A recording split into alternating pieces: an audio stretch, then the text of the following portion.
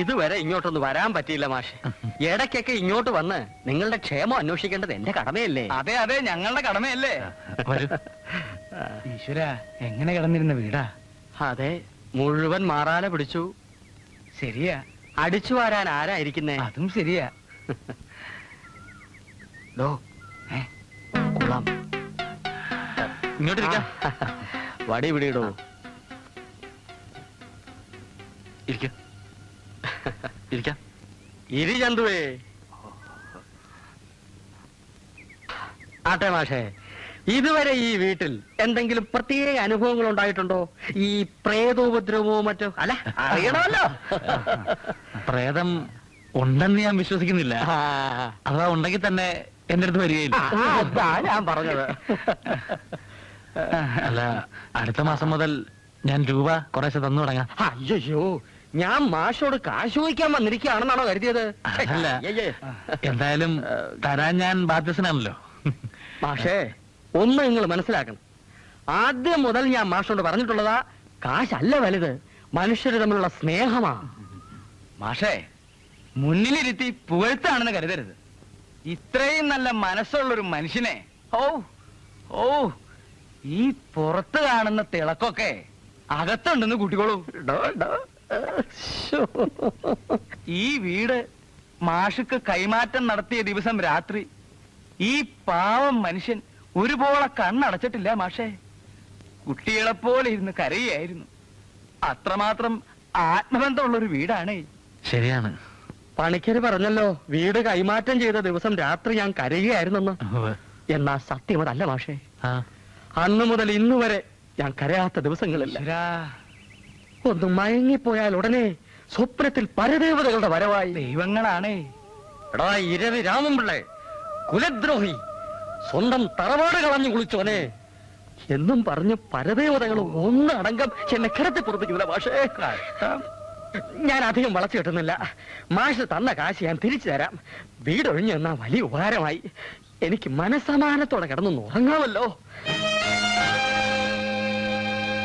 തന്ന കാശിന് ഞാൻ പലിശ തന്നേക്കാം. പലിശയുടെ അല്ല, ബ്ലേഡ് കമ്പനിക്കാർ തരുന്ന അത്രയും പലിശ തരാം.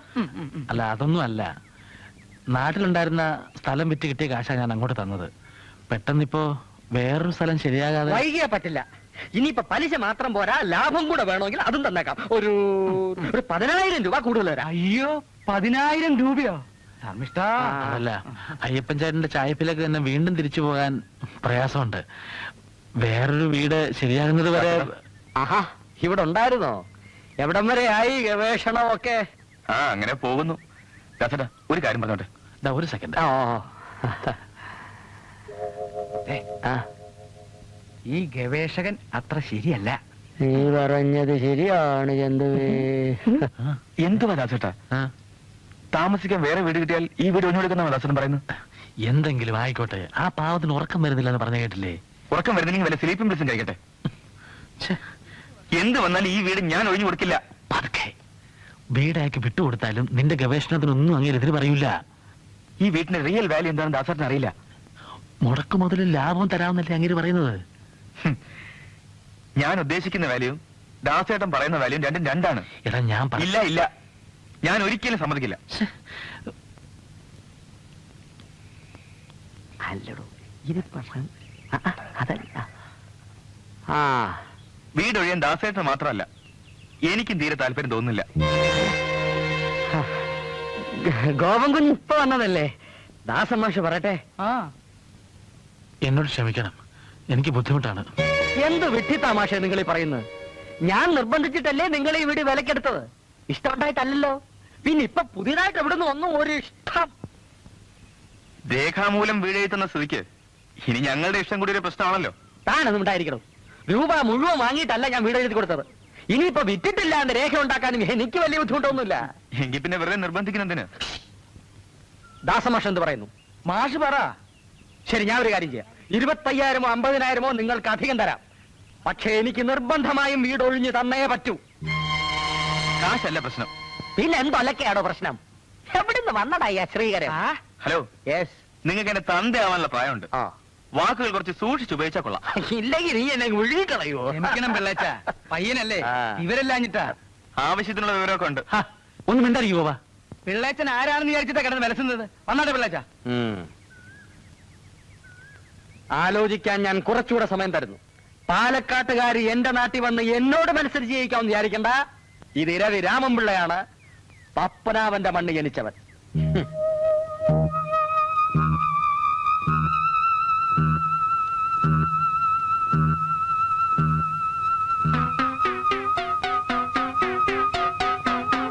അതത്ര നല്ലതല്ല. അഹോ, അയ്യോ അയ്യോ,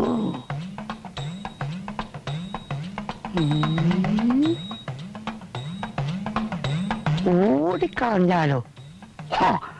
അലപ്പന്തിര അങ്ങോട്ട് ഓടുന്നു.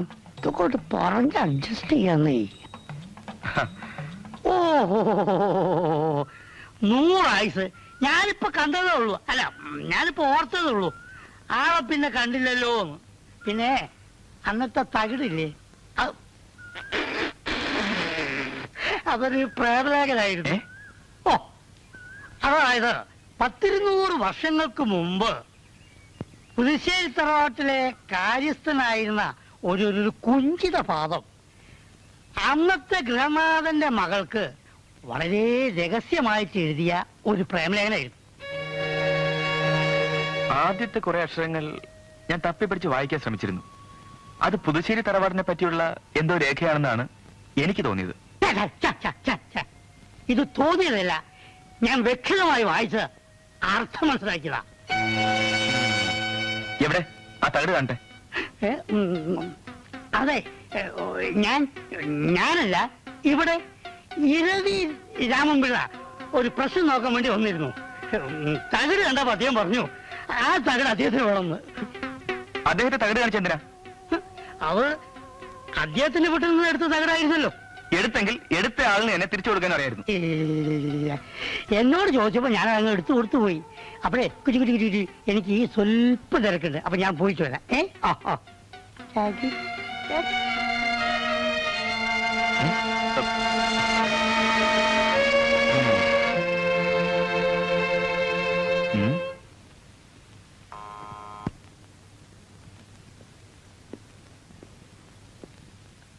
അച്ഛനുണ്ടോ?